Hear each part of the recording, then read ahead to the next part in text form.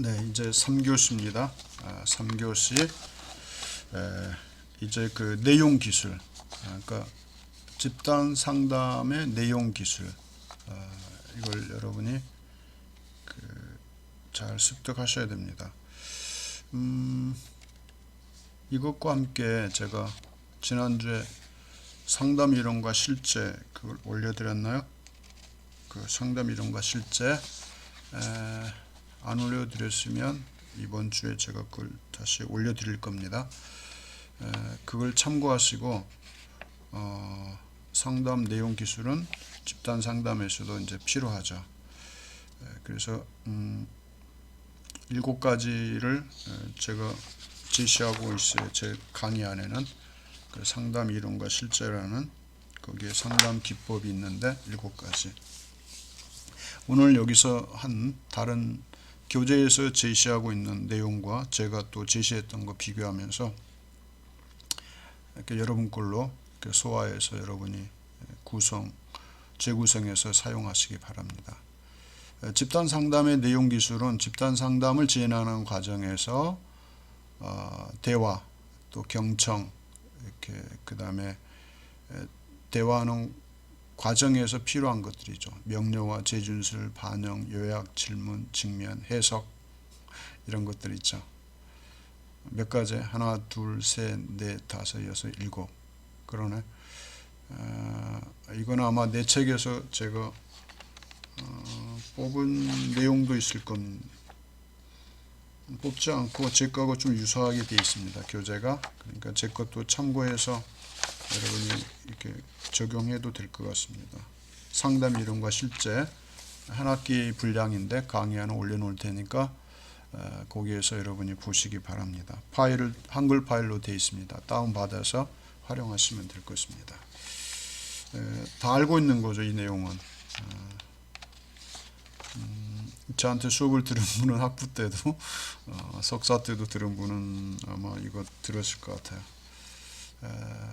명료화부터 시작해 봅니다. 명료화 뭔데? 명료화. 명료화는 모호한 진술 다음에 사용되는 질문 형태의 반응 기술이죠. 왜냐하면 애매모호하게 진술했을 때 진술 내용의 일부를 누락했거나 왜곡했거나 일반화하여 진술의 핵심이 모호하거나 분명하지 않은 경우에 혹시 이게 이런 뜻인가요? 확인할 필요가 있죠. 그 했던 말을 다시 피드백을 통해서 재진술해 주면서 확인하는 거죠. 그래서 명료화 시키는 거예요. 진술할 내용을, 진술했던 내용을 명료화 시키는 거죠. 그래서 더 구체적으로 이야기해 달라고. 내가 이렇게 이해한 거는 좀 뭔가 부족한 것 같고 이게 맞습니까? 확인하는 거죠. 내가 재진술하죠. 그래서 확인해서 피드백을 통해서 내가 다시 구체적으로 다시 이해하는 거죠. 명료화시키는 작업을 해야 됩니다. 그게 정확하게 들었는지 확인하는 거죠. 내가 잘못 들었으면 안 되니까 확인하는 거. 그 모호하고 혼동된 진술 내용을 더 명확하게 하기 위한 거. 또 집단 상담자가 이해한 의미를 집단원에게 투사하는 거. 그것을 방지하기 위한 거죠. 그래서 그 의미를 정확하게 파악하고 명료화하는 것, 그것이 명료하다. 재진술은 어떤 사건이나 상황, 사람, 또 어떤 생각을 기술하는 어떤 집단원의 진술 중에서 어떤 내용 부분을 집단 상담자가 다른 동일한 말로 바꾸어서 들려주는 거죠. 아까 얘기했던 명료하고 같은 거예요. 그러니까 지금 여기 7, 8가지가 따로따로 움직이는 게 아니라 이게 동시에 움직이는 거예요. 동시에. 그러니까 동시에 이제 그때 또 활용하는 거죠. 그러니까 이것은 7가지가 아니라 하나입니다. 하나인데. 이거는 이제 개인 상담 때 아주 필요한 거죠. 집단 상담도 역시 마찬가지죠. 이러한 것들을 활용하는 것입니다. 그래서 이러한 것들을 동시에 이렇게 움직이고 활용할 수 있도록 하는 거죠. 그 집단원의 느낌에 대한 반응이 다소 이르다고 판단되거나 또 지나치게 파괴적인 말을 할 때 심각성을 강조할 때 통찰하도록 하기 위해서 재진술하는 거예요. 당신이 이렇게 표현했는데 이거 맞습니까? 그럼 내 얘기도 들어보라는 거예요. 상대방이 기분 좋지 않게끔 표현해 주는 거죠. 그러면 집단원이 말한 핵심 내용 중에서 분명하게 상대방이 알아들을 수 있도록 재진술하는 거죠. 이게 긍정적인 게 있고 부정적인 게 있죠. 정적인 부분, 부적인 부분 일어날 수 있는 겁니다. 어떤 상황이군요. 어떤 상황이었군요. 이렇게. 그 다음에 그때 어떤 일이 있었군요. 이렇게 일어난 사건. 또 뭐뭐하게 여기는군요. 이렇게 감정을 아주 상하게 하는 뭐 이렇게 표현할 수도 있는 거죠. 그래서 무엇을 생각하고 있군요라는 형태의 반응을 이렇게 보이는 거. 그 재진술하는 거죠. 상대방이 알아들을 수 있도록 재진술하는 거. 그 다음에 이제 반영이 있습니다. 반영. 이것은 이미 이제 여러분이 배웠던 내용 중 또 이제 반복하는 겁니다. 반영. 집단원의 감정이나 진술에서 정서 부분에 해당되는 거. 그 감정의 원인, 상황, 사건, 사람 또는 생각과 함께 다른 동일한 의미의 말로 바꾸어서 이제 표현하는 거, 되돌려 주는 게 이게 반영이죠. 당신은 그런 생각 때문에 아주 힘들었다고 생각되는군요. 이렇게. 당신은 좋은 의미에서 그렇게 행동했는데 상대방은 오히려 부정적으로 받아들여서 굉장히 힘이 들었겠습니다. 뭐 이렇게 그 사람의 입장에서 내가 제대로 경청하고 있고 공감하고 있다는 것을 보여주는 것이 반영입니다. 이 반영, 이것도 잘해야 되죠. 어떤 사람은 자꾸 만나면 편안해요. 왜 그래요? 그 사람이 바로 이러한 걸 잘하기 때문에요. 나에 대한 관심과 이야기를 잘 들어주고 공감하고 또 공감한 내용을 반영해주고 제 진술에서 내가 잘못 생각하고 있는 걸 이렇게 바로잡아주고 그러면서 기분 나쁘지 않게 이렇게 자꾸 들어주고 이게 이제 대화에서 아주 기술이에요. 특별한 기술. 그러니까 여러분이 이제 어떤 집에 가면 그 낮에 사람들이 들끓어. 그 왜 그럴까요? 맛있는 차와 함께 이야기를 들어주고 존재감을 이렇게 높여주면 사람들 모이죠. 동네 사랑방이 되는 거죠. 요즘은 다 바쁘니까 이제 그런 모습은 찾아보기 힘들 겁니다. 서로 분주하게 사니까. 아무튼 직장 안에서나 어린이집에서도 마찬가지죠. 어떤 뭐 휴식 시간도 없죠. 어린이집은 바쁘시죠. 하지만 잠깐 대화하지만 뭔가 이렇게 대화하고 싶은 사람이 있고 어떤 경우는 대화하고 싶지 않죠. 그래서 꼭 업무적으로나 필요한 얘기만 하고 사적인 얘기 전혀 안 하죠. 그러나 이제 마음이 이렇게 동하는 분들은 어떻게 해요? 이야기를 많이 하죠. 자주 하고 차도 마시고.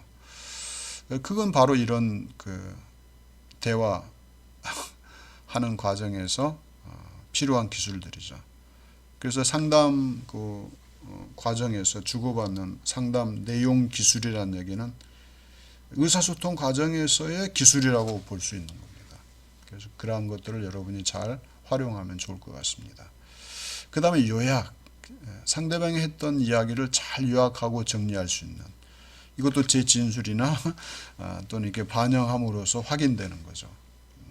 그래서 둘 이상의 언어적 표현들을 서로 묶어서 진술의 내용 부분을 다른 동일한 의미로 바꾸어 기술하는 재진술과 반영을 확대하는 거죠. 그러니까 재진술과 반영하는 거. 이게 요약하는 거죠. 내가 당신에게 들은 5분 동안의 이야기가 결국은 이것과 이것이군요. 너무나 잘 요약했고 압축되어서 내가 잘 이해하고 파악하고 있다는 걸 상대에게 보여주는 거예요. 그게 재진술과 반영이죠. 그래서 두서없는 이야기를 차단하고 상담의 어떤 진척 정도를 검토하면서 그 상대방이 했던 얘기를 집단 상담자는 잘 파악하고 있어야 되죠. 이런 것들이 필요합니다. 그 다음에 이제 질문. 개방, 간접, 직접, 폐쇄 질문이 있는데, 이런 것들은 이제 상대방이 진술한 내용 중에서 정보와 자료 이런 것들을 이제 수집하기 위한 거죠. 생각이나 감정들을 탐색하기 위한 그 기법이죠. 그래서 개방적인 건 육하 원칙에 의해서 질문하는 거. 폐쇄 질문은 예, 아니오죠. 네, 아닙니다라고 답하는 거.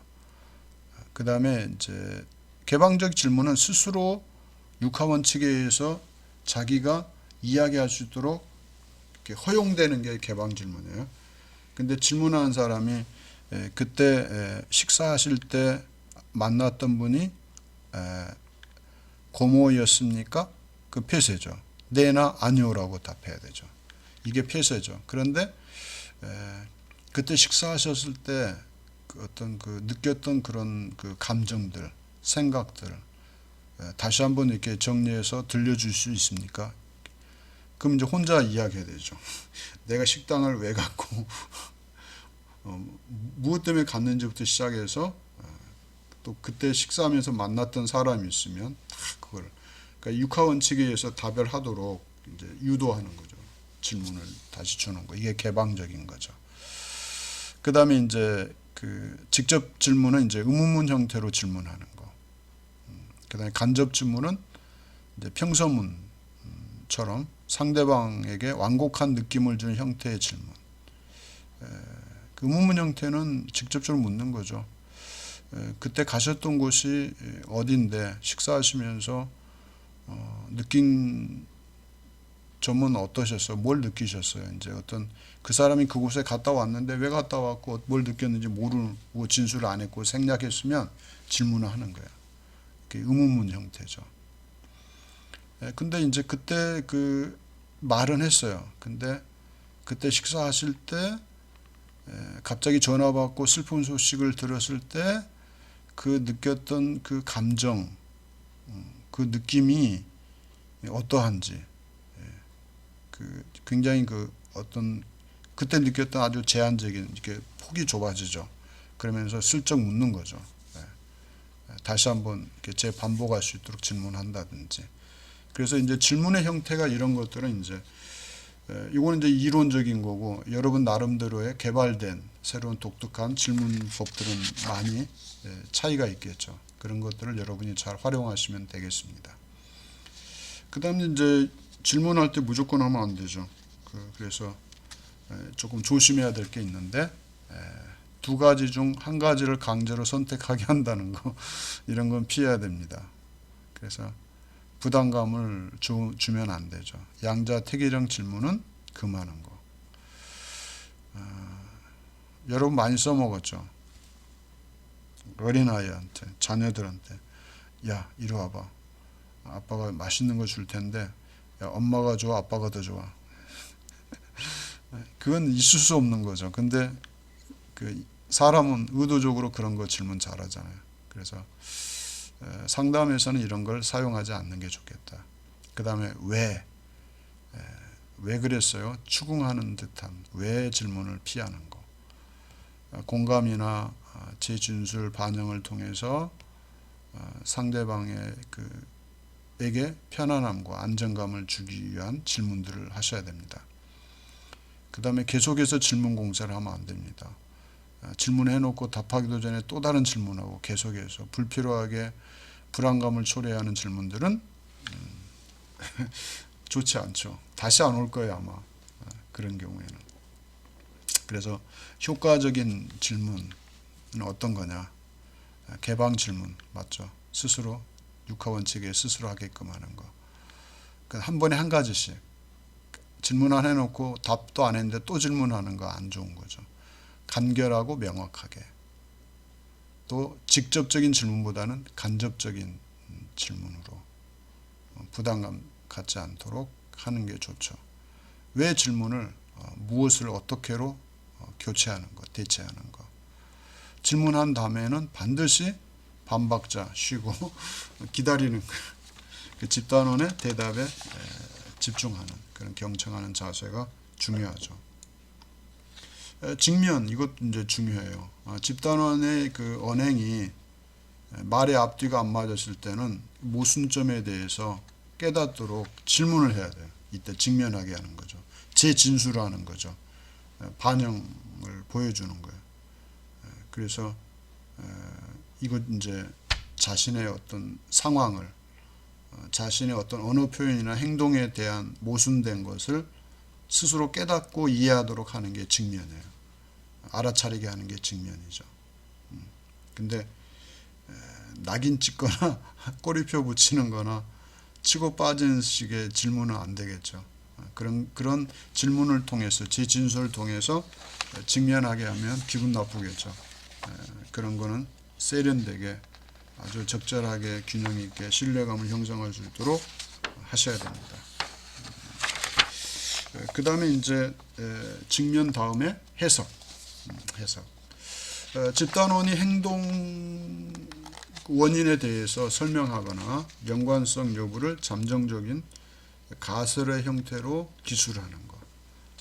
해석은 상대방 이야기를 들으면서 요약 정리하는 과정에서 기록되어진 내용의 해석이죠. 해석. 진술한 걸 들었어요. 들은 걸 이해하고 기술하는 게 해석이에요. 해석. 기술해놓은 내용이 해석인 거죠. 그래서 개인에게 초점을 맞추고 또 모든 집단원이 특정 행위나 행위의 원인을 이해할 수 있도록 유용한 이게 도구가 되는 거예요. 그래서 기록을 반드시 하셔야 됩니다. 그 앞에서 얘기할 때 그 평가까지 이제 구조화에서 평가까지 설명을 드렸을 때 그 기록은 굉장히 중요합니다. 모든 기록은 굉장히 중요하죠. 그 집단원이 받아들일 준비가 되어 있는지를 확인하는 것, 그 적절한 시기에 제공돼야 되는 것, 또 사실적 진술보다는 잠정적인 가설의 형태로 제시되는 것, 해석이 정확하고 또 적시에 적절하게 사용될 수 있도록 그 집단원은 긍정적인 변화를 위한 토대를 구축할 수 있어야 됩니다. 이런 것들을 우리는 주의할 필요가 있는 것이죠. 그 다음에 이제 정보를 제공하는 것, 집단원들이 필요로 하는 자료나 사실적인 정보를 전달하는 기술, 또 비언어적인 기술, 시선 중요하죠. 정보 수집의 중요한 도구 중에 하나가 시선이죠. 그리고 상호작용을 촉매시키는 역할이 시선이죠. 여러분 눈을 똑바로 쳐다보면요, 자신감이 없는 사람이 있어요. 고개를 싹 돌려요. 부끄러워서 못 쳐다봐. 굉장히 중요해요. 그래서 상담은 동성끼리 하라는 이유가 여기 있어요. 가끔 못 쳐다보는 분이 있어요. 그래서 스파크 일어날까봐 금하는 거죠. 전이 현상이 일어날 수도 있고, 그래서 고개를 끄덕이면서 잘 듣고 있다, 이야기하는 거에 동의한다, 공감한다, 그런 표시를 해야 되죠. 시설은 진솔하고 맑아야 돼요. 눈이 맑을수록 좋죠. 그래서 눈에서도 언어가 있어요. 언어가. 그다음 고개를 끄덕이는 거, 표정에도 마찬가지죠. 눈물, 이것도 이걸 잘 사용하는 사람은 설득력 있는 사람이죠. 상대방을 설득이 있는 기술이 되는 거예요. 여러분 잘 사용하시는지. 눈물은, 여성의 눈물은 남성을 약하게 만드는 눈물이라 그랬는데, 이것도 그냥 좀 고단수해야 돼요. 남자의 마음을 흔들려면 눈물. 이것도 이제 중요한 것 중에 하나죠. 그래서 비언어적인 기술, 이게 이제 내용 기술에 여기까지 이제 해당되는 내용들이죠. 그 다음에 이제 마지막 부분이죠. 문제 상황에 대한 개입 방법. 이거 굉장히 중요합니다. 어느 집단에 참여했어요. 프로그램에. 근데 자신이 원하는 거 얻지 못했을 때는 이제 분노가 일어나요. 모든 게 없어요. 지금까지 보냈는데 뭐 이래는 불만 불평을 드러나요. 왜 그럴까요? 그 집단의 목표한 바와 개인이 목표한 게 어긋나 있을 때 성공할 수가 없죠. 이제 이런 경우 있어요. 다른 교회에서 생활하시다가 이쪽 교회로 왔는데 이쪽 교회는 성경 중심적으로 신앙과 삶을 일치시키는 그런 데 포커스를 맞추는데 이분은 이제 조금 진보적이에요. 어떤 신앙보다는 뭐 이렇게 행함을 갖고 있는 거예요. 그러니까 뭐 신앙 얘기만 계속 하니까 이분은 사회운동가처럼 안 맞는 거예요. 이때는 이제 불만을 토로하죠. 두 가지죠. 이분에게 신앙을 심든지 이분은 전체에 뭐가 돼요? 해가 되는 거죠. 가끔 이런 분 만나요. 또 역으로 어린이집 그 구성원 중에 어린이집이 존재하는 이유, 제가 조중문화 때 얘기했죠. 근데 이분은 다른 생각을 갖고 있을 수 있어요. 그 동료 간에 화합이 안 돼, 연합이 안 되고 협력이 안 되는 거죠. 특별한 경우 있어요. 성격이라든지. 그러니까 이거요. 원장님과 그 선생님들은 보육 철학이 같아야 돼요. 그 다음에 같은 생각, 철학을 가지고 같은 생각, 같은 정서, 같은 행동을 할 수 있는 포커스가 안 맞춰지면 문제가 되는 거죠. 그래서 어린이집에 와서 불만 있는 거, 매는 불명불편하는 거, 자기가 하고 싶은 대로 안 되니까. 그런데 철학이 같고 같은 생각, 같은 정서, 같은 행동을 하게 되면 이곳이 서로 대인관계에서 또 정서적으로 불만 극복하고 조율이 잘 되면 자아실현의 현장이 될 수 있어요. 내 개인의 어떤 성취감도 얻을 수 있는. 그래서 두 가지가 같이 가야 돼요. 직장의 목표나 직장 안에서 내가 개인적인 자아실현도 가능한 곳이면 급여는 두 번째예요. 떠나지 않습니다. 급여가 1순위면 많이 준 대로 가죠. 그리고 그분은 이제 감정 노동을 해요. 기분이 나빠도 참는 거예요. 뭐 때문에? 돈을 버는 게 1순위니까. 직장은 두 가지 형태예요. 돈을 많이 받는 포커스에 맞추면 돈 많이 준 대로 가요. 이동해요. 그런데 자아실현을 위한 직장을 선택한 분은 급여는 두 번째예요. 구성원들과 잘 협력하고 좋은 직장 문화를 형성하는 데 협력적이에요. 그리고 그 안에서 개인적으로 자아를 실현해 가는 과정에서 그 성취 과정의 기쁨을 얻어요. 그건 돈은 두 번째죠. 그런 문화가 진짜 좋은 거예요. 그리고 또 있어요. 내가 근무하는 직장이 국가 사회적으로 많은 사람들에게 유익한 일에 내가 참여한다. 그리고 자기 개인적인 삶의 그 비전도 있잖아요. 그 자아 실현이 가능한 곳이면 떠나지 않는 거죠. 제가 이런 이야기를 들은 적이 있어요. 전에 제가 청년 때인데 어느 그 변호사님의 그 간증을 들었어요. 자기는 이제 판관이 됐어요. 판사가 됐는데 진짜 못 견디겠대요. 왜냐? 사람의 선과 악을 사형 선고를 내려야 되는 상황인데 잠을 못 잤대요. 왜냐? 인간의 그 생명은 하나님이 결정하는 거지 인간이 그걸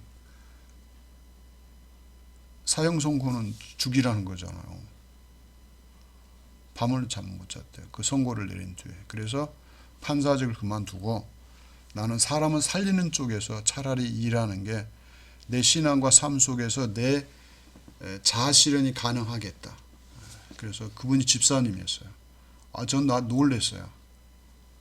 그래서 제가 도전이 된 게 그거죠. 이런 것들이 굉장히 얽혀 있고 맞물려 있어요. 그래서 어느 단체든 이런 좌절감을 가지는 이유가 있어요. 그거는 그 자체만이 문제가 아니라 그 집단 상담 프로그램을 진행하는 프로그램의 목적과 목표가 있고 개별의 목표가 있는데 어긋나실 때 얼마든지 일어날 수 있다는 거죠. 공동체 안에서. 이런 걸 여러분이 발견하고 원인과 진단을 정확하게 진단할 수 있어야 돼요. 그래야 대처할 수 있고 치료할 수 있는 거예요. 그러면 이분은 어떻게 했을까요? 특별 관리에 들어가죠. 계속해서 신앙과 삶의 그 수준이 일치하도록 하는 거. 행함만이 중요한 게 아니라 이건 종교심이잖아요. 종교인이지 신앙은 크리스찬은 아니죠. 근데 그런 작업을 계속 이제 진행할 수 있는 그런. 그러니까 이제 평가 이후에 계속 진행되는 거죠. 그러다 이제 적응이 되면 참 고마운데 적응이 안 되면 이제 본인이 스스로 떠날 수밖에 없는 상황이 벌어지는 거죠. 그러한 일도 이제 있을 수 있는 것입니다. 그러니까 교회 하나만 있는 게 아니라 직장에도 그러한 유사한 일들이 우리 사회에서는 진행되고 있다는 거죠. 그 다음에 이제 두려움. 다른 집단원이 비판적인 반응을 나타낼 가능성에 대한 두려움. 내가 이렇게 하면 나를 비판하겠지? 이제 그런 두려움도 있어요, 사실. 근데 생산적인 어떤 작업을 시작할 수 있는 절호의 기회다. 이렇게 반전을 기대할 수도 있어요.